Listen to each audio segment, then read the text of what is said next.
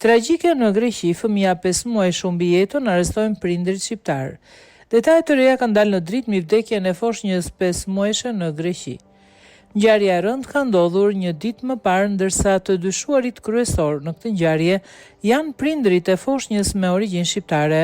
Fëmia është dërguar të dielën pasdite në qendrën shëndetësore të Paros, pa ndjenja nga prindërit, teksa mjekët konstatuan se fëmia nuk merrte frym dhe se fatkeqësisht kishte ndruar jetë.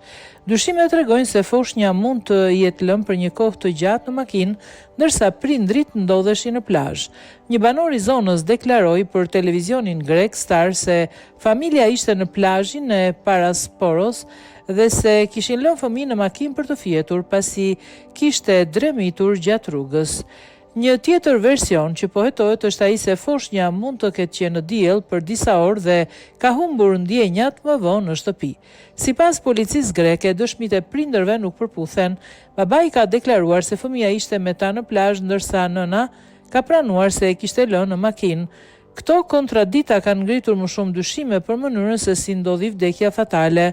Pas konstatimit të vdekjes, mjekët njoftuan menjëherë policinë dhe çifti u arrestua. Ata u dërguan në komisariat dhe pritet të dalin përpara prokurorisë së Siros, ndërsa hetimet vazhdojnë.